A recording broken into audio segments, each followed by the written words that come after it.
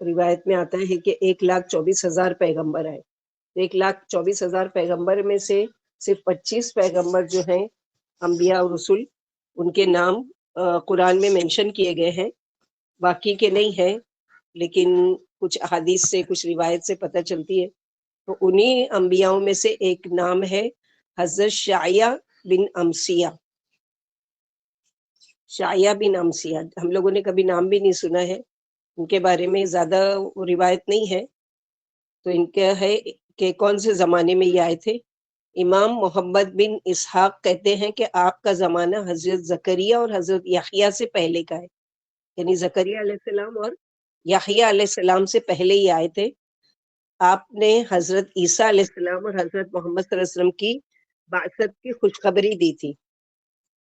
یعنی انہوں نے اپنے جو بھی صحیفے دیے ہوں گے اللہ تعالیٰ نے، یا جو بھی اس میں ان کی صحیفے میں کیا تھا کہ حضرت عیسیٰ علیہ السلام اور حضرت محمد صلی اللہ علیہ وسلم کی خوشخبری تھی. آپ کے زمانے میں بیت المقدس کے علاقے میں حزقیہ بنی اسرائیل کا بادشاہ تھا. بنی اسرائیل کا ایک بادشاہ گزرا ہے جس کا نام حزقیہ تھا. وہ حضرت شعیہ علیہ السلام کی ہدایت پر پوری طرح عمل کرتا تھا، یعنی مسلمان بادشاہ تھا اور نبی کو مانتا تھا اور ان کی ہدایت پر پوری طریقے سے عمل کرتا تھا. اس وقت بنی اسرائیل کے حالات اچھے نہیں تھے. بادشاہ کے پاؤں میں پھوڑا نکل آیا، جبکہ بابل کا بادشاہ سخاریب 6 لاکھ کی فوج کے ساتھ بیت المقدس کی طرف پیش قدمی کر رہا تھا. لوگ بہت پریشان تھے. بادشاہ نے حضرت شعیہ علیہ السلام سے پوچھا، جو اس وقت کے نبی تھے، اللہ تعالیٰ نے آپ کی طرف سخاریب کی فوجوں کے بارے میں کیا وحی نازل فرمائی ہے؟ آپ نے فرمایا ابھی کوئی وحی نازل نہیں ہوئی ہے، یعنی ابھی مجھے کوئی حکم نہیں آیا ہے. آخر وحی نازل ہوئی اللہ سبحانہ وتعالیٰ کی طرف سے کہ حزقیہ بادشاہ سے کہہ دیجئے کہ کسی کو اپنا قائم مقام نامزد کر دے، کیونکہ اس کی موت کا وقت قریب آ گیا ہے. یعنی وحی کیا کی گئی شعیہ بن امسیہ کی طرف جو نبی تھے کہ اپنے بادشاہ سے کہیے، جو آپ کی بات مانتا ہے، آپ کی ہدایت پر عمل کرتا ہے، اس کو کہیے حزقیہ کو کہ اپنی جگہ کسی کو ولی عہد مقرر کر دے، کیونکہ اس کا وقت، موت کا وقت قریب آ گیا ہے. جب آپ نے بادشاہ کو اللہ کا یہ پیغام دیا تو بادشاہ قبلہ رخ ہو کر نماز، دعا اور گریہ وزاری میں مشغول ہو گیا. اس نے اخلاص، توکل اور صبر کا دامن پکڑا اور دعا کی، یا اللہ، اے سب مالکوں کے مالک، سب معبودوں کے معبود، یا رحمان یا رحیم، اے وہ ذات جو نیند اور اون سے پاک ہے، میرے اعمال پر اور بنی اسرائیل میں انصاف کے ساتھ حکومت کرنے پر نظر فرما. یہ سب آپ کی ہی توفیق سے ہوا، تو یہ بات مجھ سے زیادہ جانتا ہے، میرا ظاہر و باطن آپ کے ہی لیے ہے.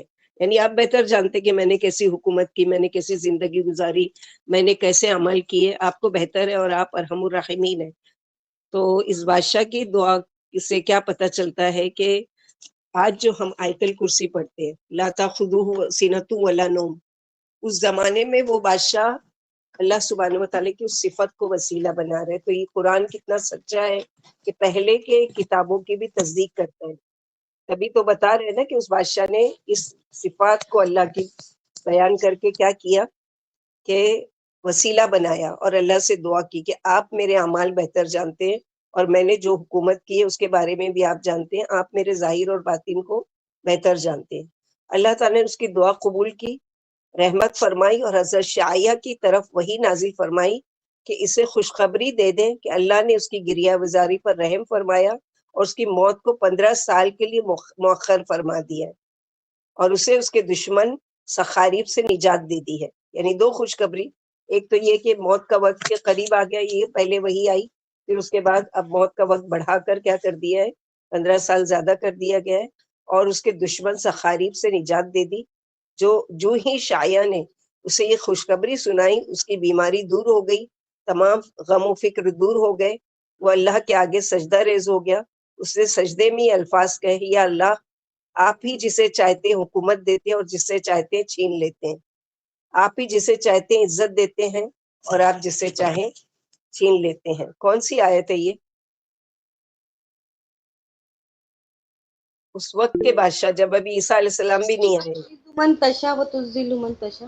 ہاں، قل اللہم مالک الملک تؤتی الملک من تشاء وتنزع الملک ممن تشاء وتعز من تشاء وتذل من تشاء بیدک الخیر. تو ہمارے لیے بھی کیا ہے کہ بادشاہ کی اس سنت میں کیا چیز دو مل رہی ہے. ایک تو یہ کہ مصیبت آنے پر اللہ تعالیٰ کے سارے اسماء حسنہ کو وسیلہ بنا کر دعا کرنا اور گڑ گڑانا اللہ کے سامنے کہ آپ بادشاہوں کے بادشاہ ہیں، آپ مالکوں کے مالک ہیں اور آپ تمام معبودوں کے معبود ہیں.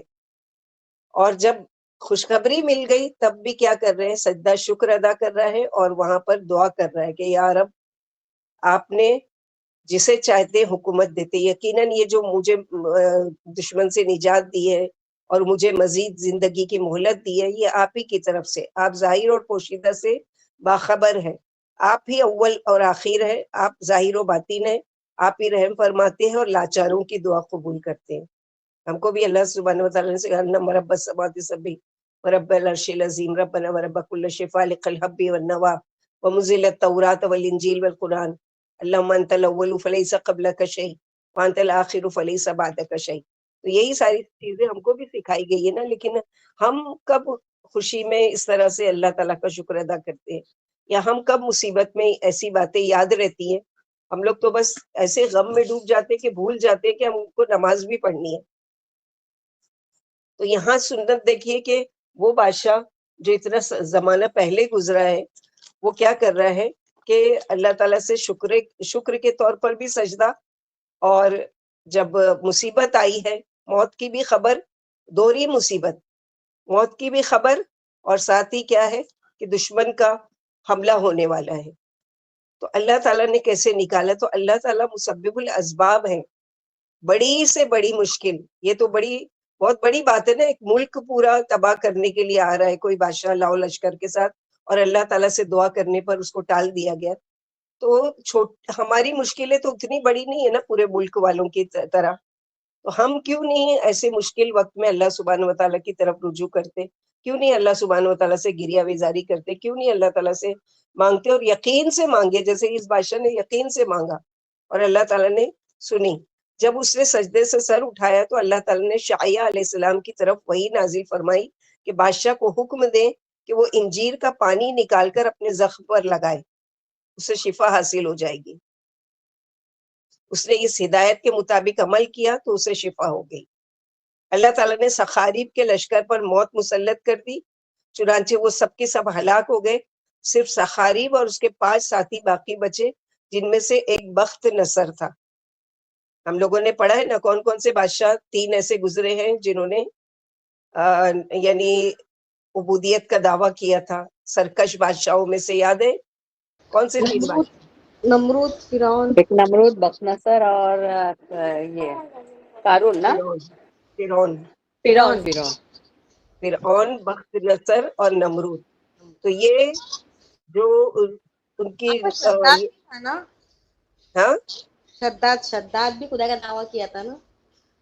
نہیں، شداد نے تو یہ کہا تھا کہ جیسے قارون نے دعویٰ کیا تھا نا کہ میرا یعنی میں نے جو کچھ میرے پاس مال ہے وہ مجھے میرے علم سے ملا ہے. اس طرح کا نبوت کا دعوت نہیں کیا تھا، تکبر کیا تھا مال کی وجہ سے کہ اللہ تعالیٰ کی جنت ہے تو میں بھی جنت بنا سکتا ہوں.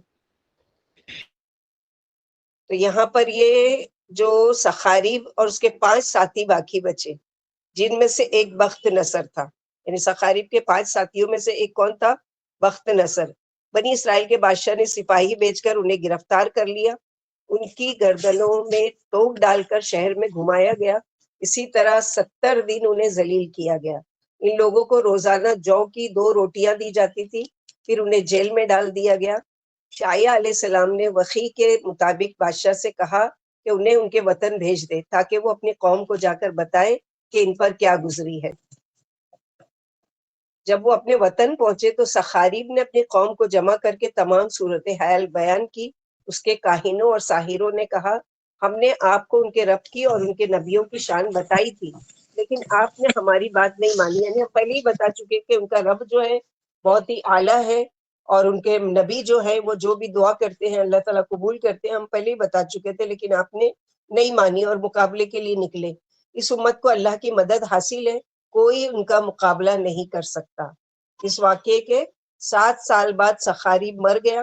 امام ابن اسحاق کہتے ہیں کہ جب بنی اسرائیل کا بادشاہ حزقیہ مر گیا تو ان کے حالات خراب ہو گئے اور ان میں برائیاں زیادہ پھیل گئی، کیونکہ ایک اچھا بادشاہ تھا، لوگوں کے ساتھ انصاف اور رعایا کے ساتھ نرمی کرنے والا. تو جو رعایا تھی وہ بھی کیا تھی، ماتحتی میں ویسے ہی با اخلاق اور اچھے کردار کی تھی.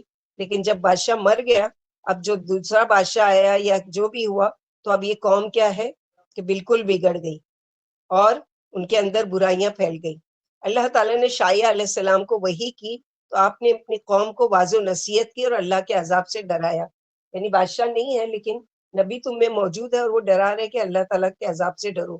جو ہی آپ نے واز ختم کیا وہ لوگ آپ پر حملہ آور ہو گئے اور آپ کو شہید کرنے کا ارادہ کر لیا.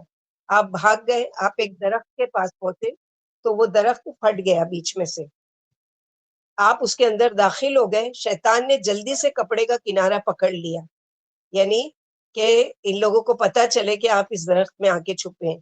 جب درخت کے پتے پھٹے ہوئے حصے نے مل کر نبی کو چھپایا تو کپڑے کا وہ کنارہ باہر رہ گیا. لوگوں نے دیکھا تو فوراً آرا لے آئے اور درخت کو چیر دیا. اس کے ساتھ حضرت شعیہ علیہ السلام کا جسم مبارک بھی 2 ٹکڑے ہو گیا اور آپ شہید ہو گئے. انا للہ و انا الیہ راجعون.